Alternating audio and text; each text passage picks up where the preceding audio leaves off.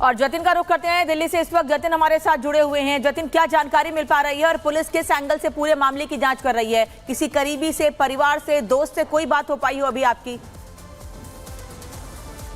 जी बिल्कुल, देखिए रोहित गोदारा ने इस पूरे हत्याकांड की जिम्मेदारी ली है और उसका जब आप सोशल मीडिया पोस्ट पढ़ेंगे तो उसमें आप ये समझेंगे कि कितना बड़ा नेक्सस चल रहा है। दरअसल उस पोस्ट में लिखा गया है कि तिहाड़ जेल से डायरेक्शन मिले थे, जिसके बाद जो नादिर है उसकी गोली मारकर हत्या कर दी गई। तो तिहाड़ जेल से मैसेज कैसे लॉरेंस बिश्नोई गैंग तक पहुंचा, रोहित गोदारा तक पहुंचा, ये सबसे बड़ा सवाल है। साथ ही दिल्ली पुलिस इस पूरे मामले में एक तरीके से गैंगवॉर के चलते इस पूरे मामले को इन्वेस्टिगेट कर रही है। नादिर शाह जिसकी हत्या की गई है उसके बारे में भी समझना होगा। वो बैड कैरेक्टर है। अमर कॉलोनी थाने में कई मुकदमे उस पर दर्ज है। आने वाली 19 तारीख को उसको कोर्ट में पेश होना था और इसी कारण से वो दुबई से भारत आया था। बहुत बड़े बिजनेसमैन के तौर पर इसको देखा जा रहा है। पॉर्श इलाके में उसके जिम है, दुबई में उसके होटल का कारोबार होने की जो बात है वो की जा रही है। लेकिन नादिर शाह कहीं ना कहीं मुखबिर भी था पुलिसकार। कहीं दिल्ली पुलिस के बड़े अधिकारियों के साथ नादिर शाह की उठबैठ भी बीते कुछ दिनों में देखी गई थी। तो कहीं ना कहीं बैड कैरेक्टर होने के नाते और लॉरेंस बिश्नोई ने जिस तरीके से इसकी जिम्मेदारी ली कि जो भी लॉरेंस गैंग के खिलाफ जाएगा उसके खिलाफ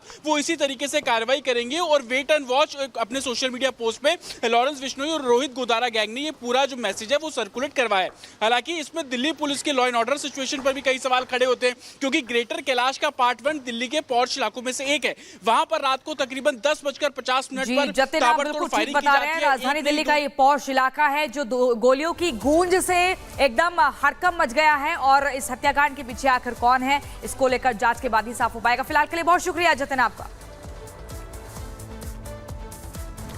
और चलिए इसी बीच अगली खबर आपको बताते हैं। अपराधी गौन, सियासत ऑन। दरअसल सपा प्रमुख अखिलेश यादव सुल्तानपुर एनकाउंटर को लेकर लगातार सवाल उठा रहे हैं। प्रेस कॉन्फ्रेंस भी उन्होंने बीते दिन लखनऊ में की और कहा कि एनकाउंटर फर्जी है, लेकिन वहीं यूपी पुलिस ने तमाम सबूत सामने रख दिए हैं। पूरी लूटकांड को लेकर सबूतों के जरिए डिकोड कर दिया है कि कौन कौन से अपराधी इस पूरे मामले में इन्वॉल्व थे। पूरी खबर इस रिपोर्ट में देखिए।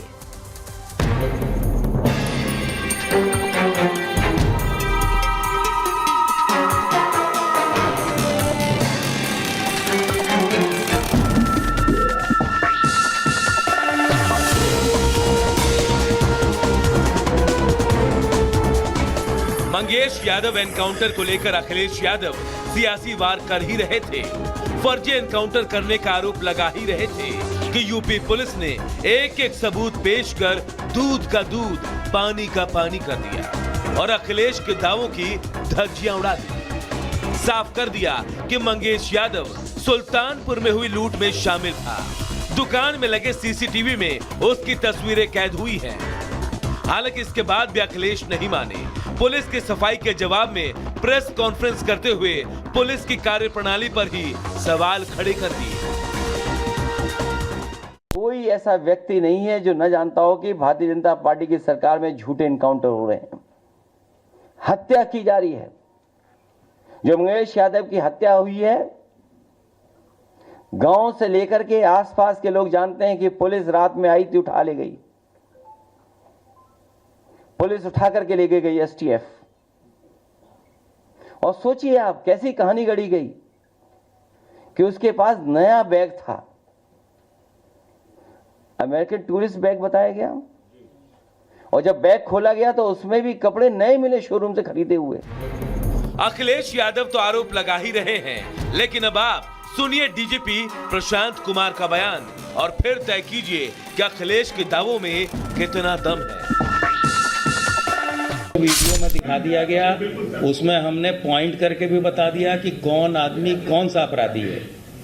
इसके बाद से किसी तरह की कोई शक शुबा की गुंजाइश नहीं है। हम कोर्ट में इस चीजों को प्रूव करेंगे। जिन सबूतों की बात डीजीपी प्रशांत कुमार कर रहे हैं, जो सबूत उन्होंने मीडिया के सामने रखे, अब हम आपको वो सबूत भी दिखा देते हैं। सबूत नंबर 1, मंगेश की बहन का बयान। जौनपुर पुलिस ने मंगेश यादव की गिरफ्तारी से पहले उसके घर में दबिश दी थी। इस दौरान मंगेश की बहन ने 2-3 महीने से मंगेश के बाहर होने की बात कही थी, लेकिन जब एनकाउंटर हो गया तो उसी बहन ने मंगेश को जबरदस्ती घर से उठा ले जाने का दावा कर दिया। यहाँ नहीं है। तुम्हारा नाम क्या है? हमारा नाम प्रिंस यादव।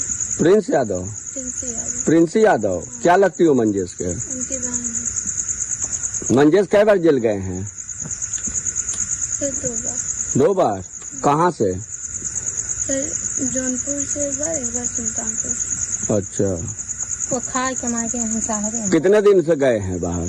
अरे होगी 2-3 महीने। 2-3 महीने से? हाँ, अरे होगी 2-3 महीने। 2-3 महीने से? हाँ। सोमवार को 2 बजे रात को आके जबरदस्ती लेकर गए और हम लोग पूछने लगे तो बोले कि पूछताछ करके छोड़ देंगे। 6-7 लोग पुलिस आए थे। क्या इनाम उनके ऊपर पहले से क्या घोषित था? कुछ ऐसा इनाम पैसा? नहीं, कुछ नहीं था। जानकारी कुछ है? कुछ नहीं। सबूत नंबर 2, ज्वेलरी शॉप की रेकी। अब इस वीडियो को देखिए जिसमें आप देख सकते हैं कि ज्वेलरी की दुकान में लूट से पहले रेकी की गई। एडीजी एसटीएफ अमिताभ यश के मुताबिक 2 बार रेकी हुई। इसी दौरान सीसीटीवी में विपिन सिंह कैद हो गया। सबूत नंबर 3, जौनपुर से बाइक चोरी। अब इस बाइक चोरी के सीसीटीवी फुटेज को देखिए। जिन बाइक को लूट के दौरान इस्तेमाल किया गया उन 2 मोटरसाइकिल की चोरी जौनपुर से की गई। अमिताभ यश ने बताया कि चोरी की योजना मंगेश यादव की थी। मंगेश चोरी में भी शामिल था। सबूत नंबर 4, पेट्रोल भरवाते दिखे आरोपी। इसके बाद एक और सीसीटीवी फुटेज सामने आया है जिसमें एक पेट्रोल पंप पर आरोपी अपनी गाड़ी में पेट्रोल भरवाते दिखे। सबूत नंबर 5, होटल का कमरा नंबर 404। पुलिस ने खुलासा किया है कि रायबरेली के आईटीआई के कमरा नंबर 404 में इस पूरी वारदात की साजिश रची गई। 1 महीने तक मास्टरमाइंड ने अपने साथियों के साथ इसी कमरे में रुककर रेकी की और फिर घटना को अंजाम दिया। इतना ही नहीं, लूट को अंजाम देने के बाद इसी कमरे में हिस्से का बंटवारा भी हुआ था। मतलब साफ है कि अखिलेश यादव के एक आरोप का यूपी पुलिस ने हिसाब बराबर कर दिया। मंगेश के साथ अन्य आरोपियों की लूटकांड में क्या भूमिका थी उसके सबूत पेश कर दिए। लेकिन सपा अध्यक्ष अखिलेश यादव हैं कि अभी भी एनकाउंटर पर सियासी रोटी सेकने से गुरेज नहीं कर रहे। Bureau report, Republic Bharat.